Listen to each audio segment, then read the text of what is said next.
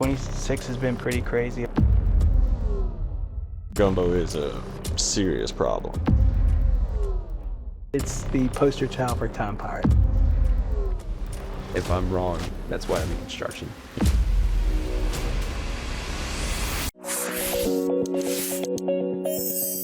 Howdy, everyone. This is Jeff Mago again with tenantimprovement.com, the lease and build podcast. Thank you for liking, subscribing, and following us. Please continue to share any and all these podcasts and shorts with your friends and coworkers.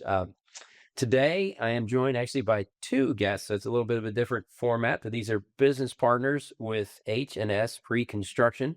A couple of guys I've known for a while now, and they kind of have a unique approach to the construction industry. And I said, we should talk a little bit about what this is. So thank you guys for joining me.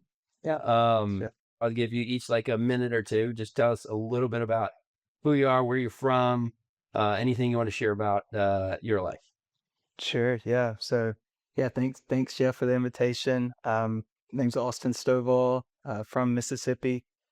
Love Mississippi. Went to college at Mississippi State, Bulldog through and through. Okay. And after graduating, took a job to Baytown, Texas. Mm-hmm. Got into the worked for a subcontractor in labeling and material safety labeling. Mm-hmm. And was there for about 3 years and ended up getting into construction for a hospitality general contractor and fell in love with the details. Have worked with a couple of GCs and now am here with H&S Precon with Mike. All right. And predominantly in the Houston, Texas area when in the construction time. Yeah. Okay. Awesome. Mike, tell us.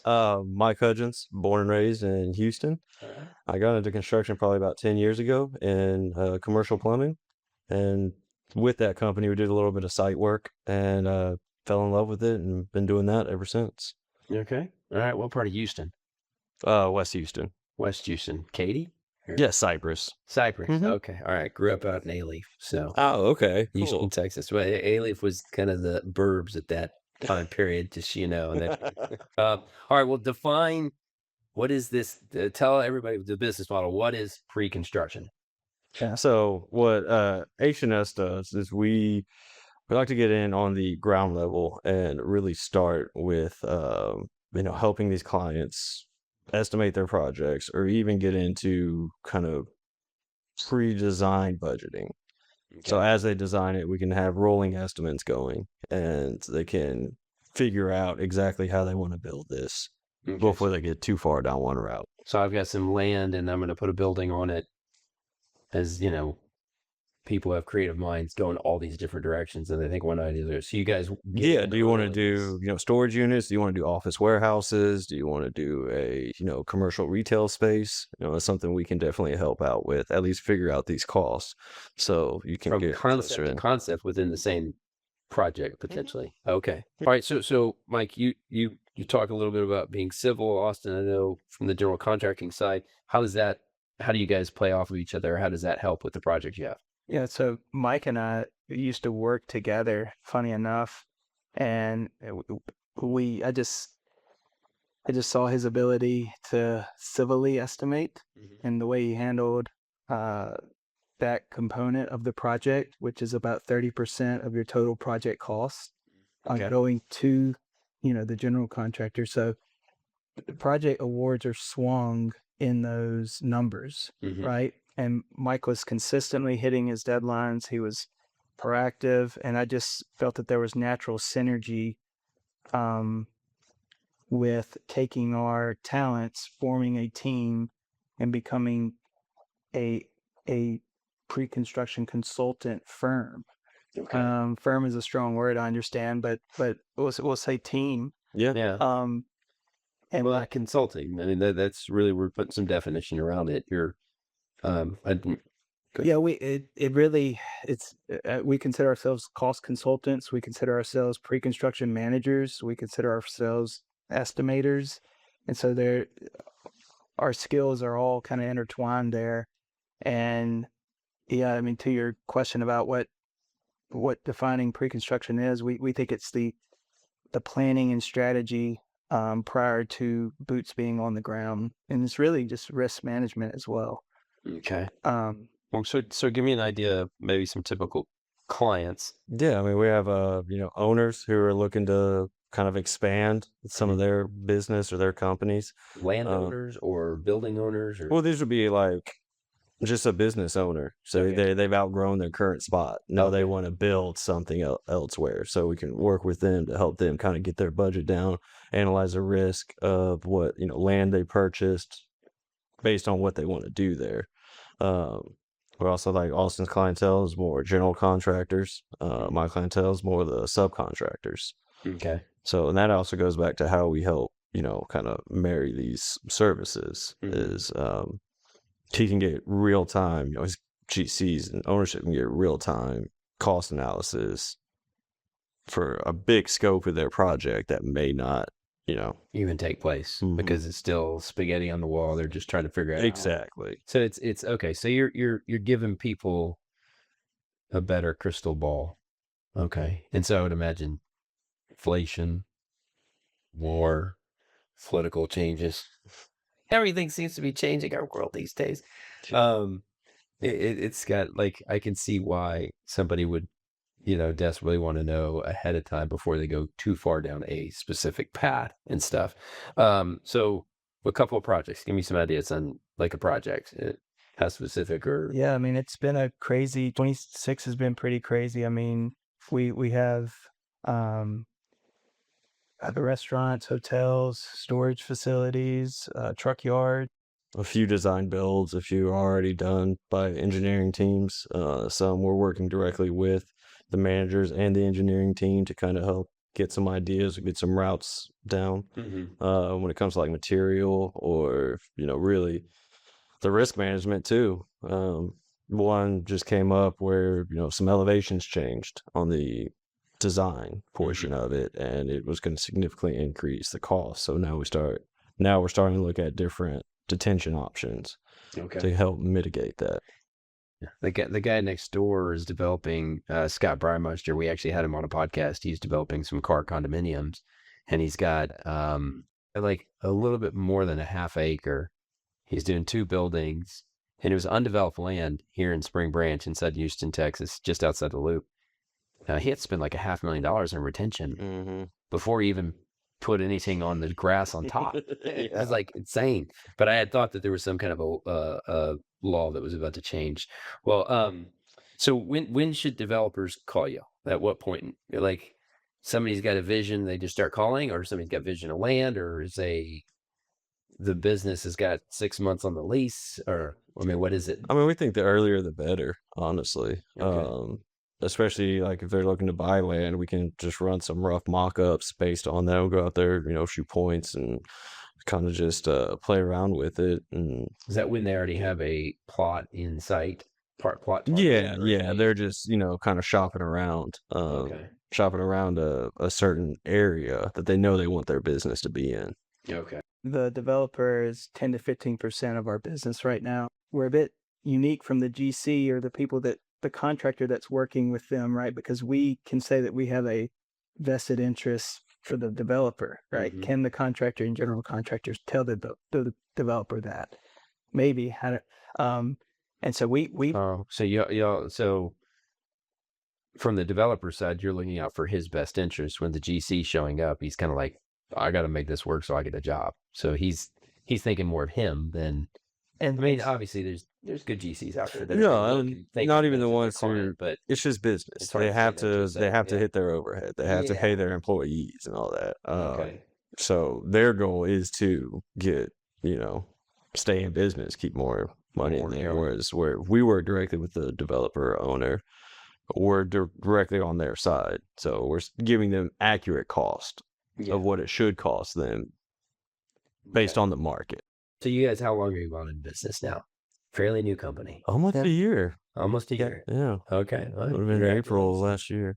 All right. So that's the cycle of business is you work hard to get the first inflow, and then you got to process their inflow, and then you might slow up on that, new business solicitation and marketing and business development. And so I can see that. So this year, how's it been? No, I mean, Better than am thrilled. expected? I'd give us an A Okay. overall. I mean, I'm thrilled. We have worked for civil contractors, general contractors, developers, owners. I mean, we've proven that the model works. I Mhm. think the biggest challenge that we're facing is, you're able to start a business like this because hopefully we're talented enough. But now to keep it going, we need that talent, Yeah. right? And so it's like, what's the plan there? Right. That's what we're trying to figure out. Okay.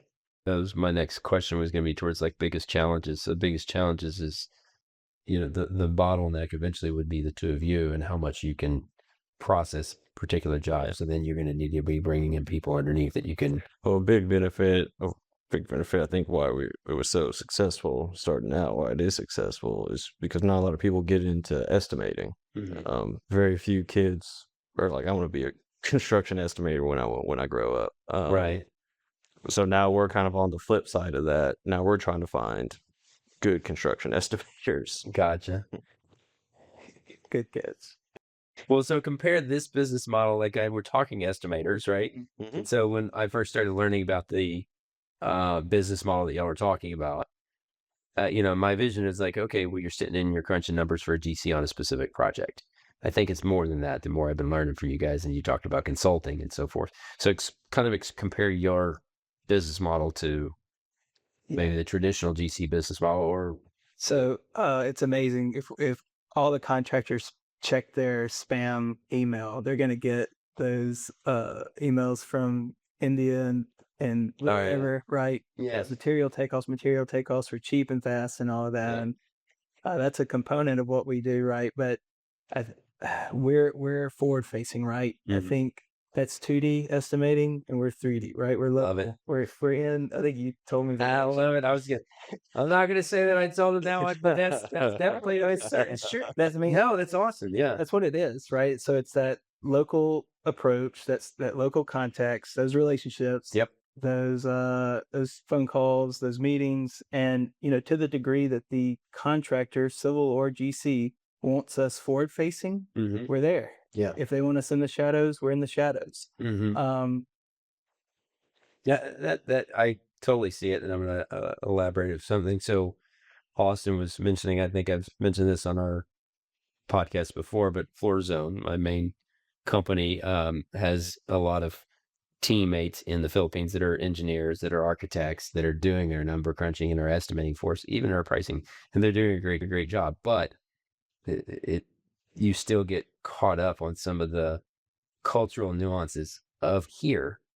Then you kind of have to re-explain. Like on our team meeting the other day, it was like hey, nominal versus exact measurements. And that's coming because of most stuff's made overseas in the metric system, and we have imperial system. But then that doesn't even apply when I start explaining it to 2x4s and 1x4s. Or why is hold on, no, like it's not actually the same size. And so there's some cultural norms that 2D estimating by just looking at some drawings and crunching the numbers is different than what you guys are doing. I totally see that. And I think that at the GC level, that's where I first started thinking about the process.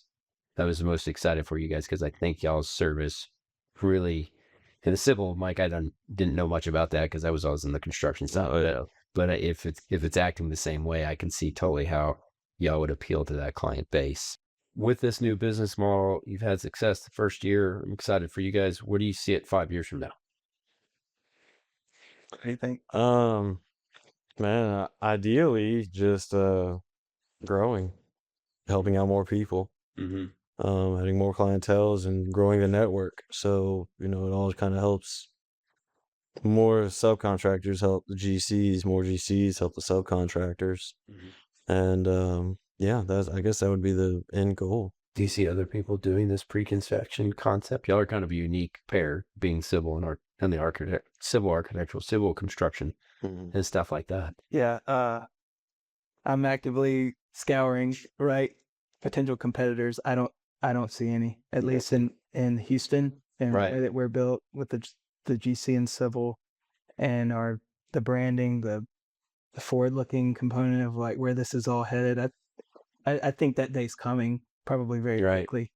Well, But we're all kind of in this. Obviously, we talked earlier offline that there's a big change in the economy. There's a big change in the way business is getting done. Mm-hmm. don't you feel it? Yes, we feel it. We feel it. What's interesting is that what I'm hearing is like Class A space. Let's take the tenant improvement market. Class A space, the expensive stuff, is getting sold out, taken up as quick as it can be made, and getting top dollar for the rents, and huge TI budgets and stuff like that are being spent. But any of that B class and down below, it's crickets. And Houston has this like zombie building contagion, right? Where 26 or 7% of office buildings are vacant.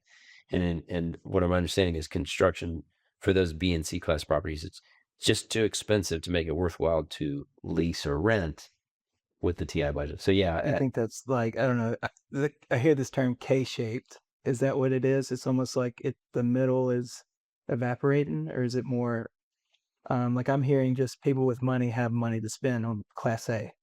yeah, And I mean, I don't know. that's probably the K shape. I'll have to think about that. Okay. I'll tell the viewers, take a look and describe the K shape, the way the Houston construction economy is right now. All right, let's get back to the topic. So, secret to success for what would y'all say for winning projects on the civil, winning projects on the construction side, either individually on civil and construction or both? What's that secret sauce? It's just going through everything, not leave no stone unturned, pretty much, and then coming with options, or even solutions before the problems arise. Having those ready to go. I think that's really been our biggest leg up on this. Yeah, It's just coming prepared. I've seen it. I've seen his ability to get market numbers, and I think for him, it's like he said, detail, and then it's the competitiveness. It's accuracy, really. okay. And then on the GC side, I feel very strongly that the polish sells, the presentation, the packaging, the delivery. Obviously, the number sells. Right. The courting of the decision makers, right? I think is so pivotal. Oh, really? That's one component I love. Courting of the decision makers. And that sounds very manipulative. No, it doesn't. It says well said. But Because the decision makers want to be courted. yeah, Yeah. and I would just say on top of that is thoroughness and proactivity and relationships. On the GC side, right? You're depending on people like you that know what they're doing and do a great job of flooring and But is that trust? How do you minimize? Even your process has expense to it, right? And subs have expense associated with your process and stuff like that. And if you've got 6 different branches of options, like, are you actively kind of corralling your client's thought process that, hey, I know you thought that was a good concept for that property, but really you need to bring it back to this, right?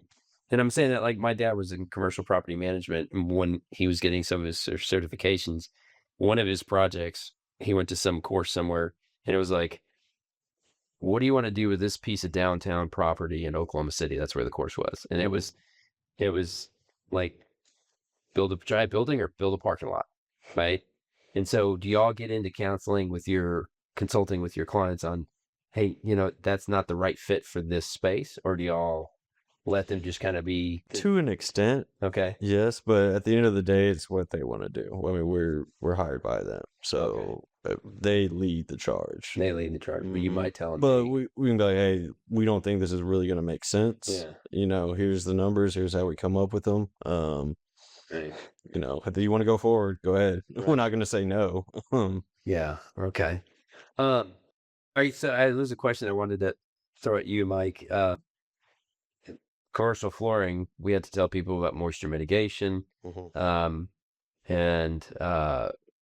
because Houston's built on a swamp, I think they refer to it as Texas gumbo. So out of town developers coming to talk to you guys, what do you want to tell them about how Houston, Texas really is in terms of building and starting new. Well, it's interesting because there are areas where gumbo is a serious problem.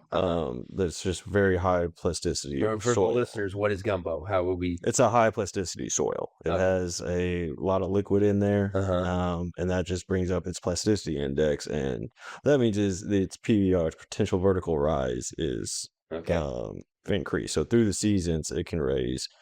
Sometimes It can raise structures, or just the just ground the whole itself soil. The expands whole soil will come up, come down. Okay, gotcha. Yeah, and that will cause damage to foundations, to pavements. That can be anywhere from 1 inch, 1.5 inches, to 4 inches. In movement? Really, yes, over throughout a year. Okay. So, yeah, like you said, a big thing is identifying that and coming with solutions ahead of time. Okay. Now, and it changes seasonally. Yeah. A Geotech Proctor is not going to be the same in the summer as it is in the winter, or during our rainy season versus our dry season. So does that mean an out-of-town developer is going to need to appreciate there's going to be either added expense or a different type of, slab? Or different method, yeah. Yeah, different methods. More constructability. Does it price difference in other parts of the country vary? Yeah, I mean, even different parts of Texas, because you have shales up in San Antonio area, the Austin area that require rock excavation. Whereas here, it's all just dirt. Oh. There is some shale up north, but not much. Gotcha.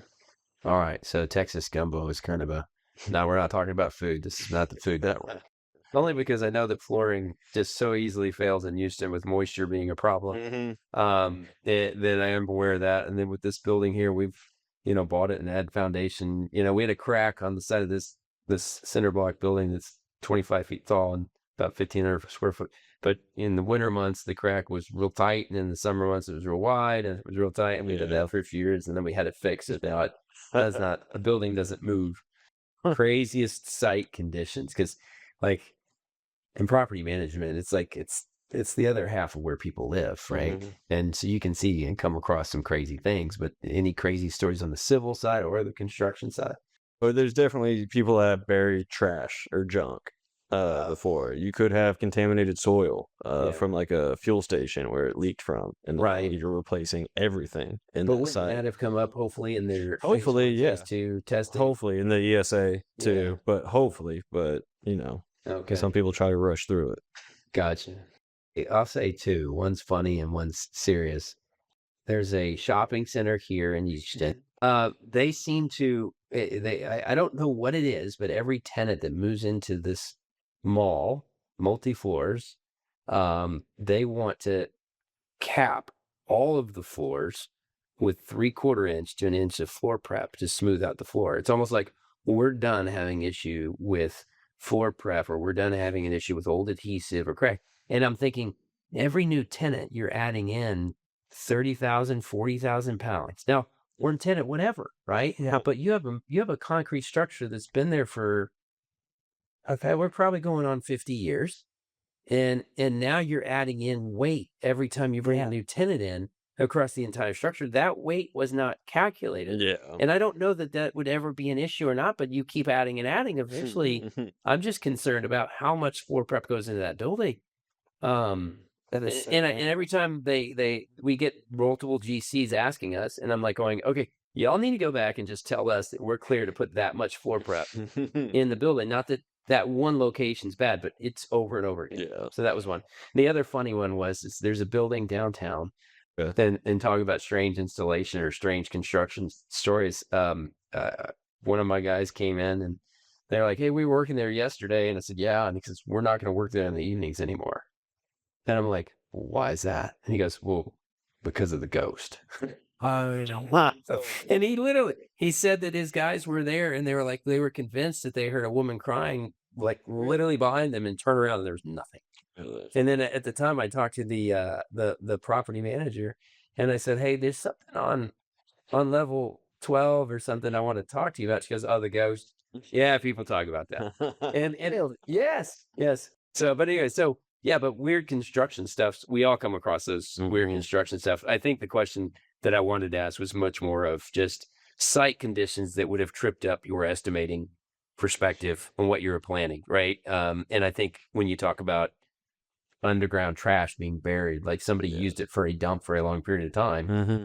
Oh wow, that's different. Yeah, you'll be excavating for a pond or for a building pad, and you'll start hitting bricks, loose bricks, CMUs, or just trash. Right. But more than that, there's natural issues too. There's silty sand seams. Okay. Which are just like, what is a silty sand seam? Like playground sand. Not really? exactly like it, but it has a similar consistency. You can't build on it. Oh wow! And so what do you do in that case? You have to cut it out and replace it back, or you could, if a geotech will approve it, you can do a certain layer of cement stabilized sand in that area. Okay, because that'll flash harden in about 4 hours. Yeah.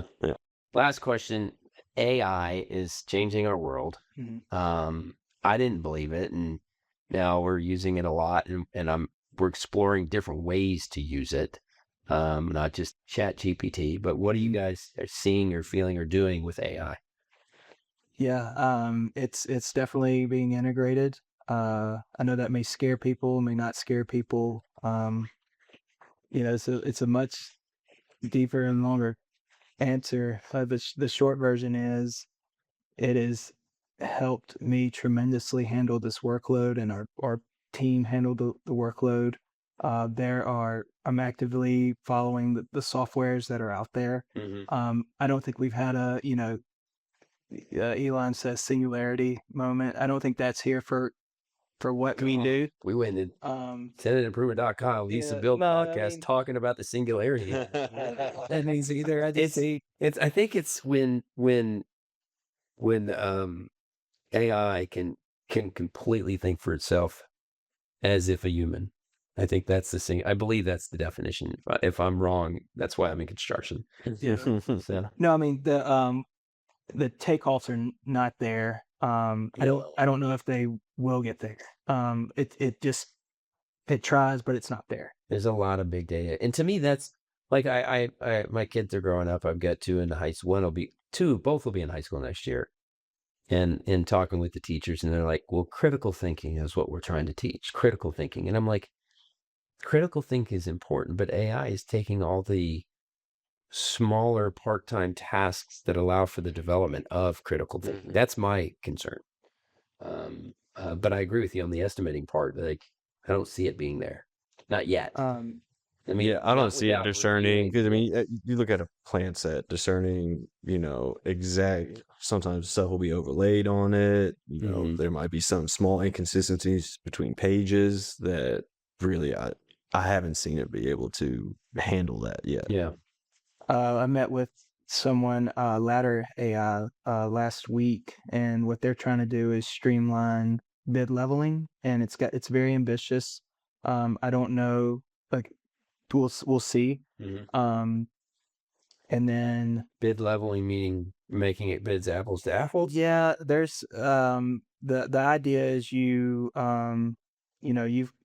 the way that I do it, right, is I have my separate independent estimate, and on the GC side, as things come in, right, you're able to balance that against what my independent estimate, and then we're putting in numbers that we're going to go in for that GC. And the idea is you submit all the proposals, and it levels it for you. Hey, that guy didn't include this. It talks about the misses and stuff. And kind of like where Revit models are talking about conflicts between plumbing and electrical and columns. This would be one step further. Yeah, the issue is the data in has to be really good, and we have great, your stuff is very detailed, so it would work well for you, but I don't want to discourage you, right? But there are people that are not as detailed that show, you get it. Yeah.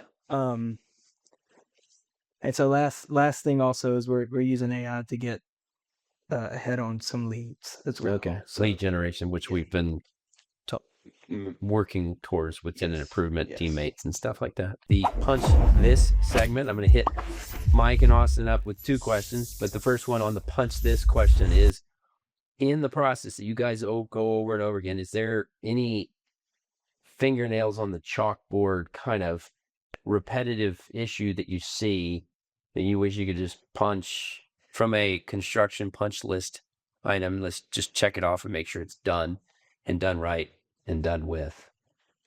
Well, from a estimating standpoint, at least for civil estimating, not being provided a geotech report and being I love it. told to get accurate numbers based on that. There's a lot of assumptions that have to be made without having that. So that was a good punch list. Where's my geotech report? Seriously. Okay. Yeah. Austin, you got one on the construction side? And I would say a high-end architect asking for, a 10-day turnaround, knowing that he's got a further developed drawing set, happening, 2 days after I submit. So it's good. It's the poster child for time pirate. Time pirate. That's a new phrase. All right, I'm gonna give you credit on that one. So, what is a time pirate? Somebody's stealing your time or hijacking your time? What percentage of the people that send you invites to bid are time pirates? I got the ones that just want a number for anything they look at, and they keep giving it to us. And then I've got the ones that we had this one firm. We don't really work with them much anymore, but they wanted to value engineer everything before talking to the client about value engineering stuff. And they just wanted to explore options during the bid timeline. And it's like going, yeah, you got to just paint a picture, tell us what picture you wanted, and we're going to work on that. But when you tell us to give us options that you yourself don't even know if the client's even ready to, what are we doing? Right? We don't need to practice estimating. Let's find the client's needs and let's do it. So time pirate, though, that's a good one. I used to say phone hostage when I'm talking to somebody in the car. I'm going to present you to a potential lead, a potential client that I think will work with you. What is one or two things that you think would be good for me to say in order to make sure they go, oh yeah, let me talk with Austin and Mike? Yeah. So on the general contractor side, I think it depends on the setup of the GC. But if I'm thinking a mid-sized GC that has an established team, it's hey, these guys can handle overflow work, right? So if you get a lead that you don't want to Bog down your current team. Yeah. Shoot that thing over to H&S, and we're going to deliver you something that's going to put you in the best position possible for an award. That goes and then even like more so to that for any negotiated job that you have. Right? Why would you tie up your estimating team for a job that you know you're going to get? Let us handle the negotiated work. Okay. See what I'm saying? Okay. We've had great success doing that right now. Yeah. Okay. The first part I was going to say, makes sense, but then you explained that also. So there's two different ways. So one, overflow work, but an assured thing, like you're going to get the work, which is the negotiated work. So put you guys on the complete lit while your estimating team goes out and hunts. Yeah. Or hunts with it. I like that a lot because we struggle with that at Floor Zone, where it's like, again, there's no shortage of opportunities to bid. The time pirates of people wanting you to bid anything and everything and then never getting back to you. It's a struggle. So, all right. You guys rock. I'm going to shake your hand. Yeah. Thanks. Thank y'all both. Thank you, sir. Mike. All right. Well, Jeff Mago, tenantimprovement.com, Lease and Build Podcast. Please click link, subscribe, follow, share, any of those other buzzwords that I'm supposed to say. So appreciate you watching and tuning in. Thank you.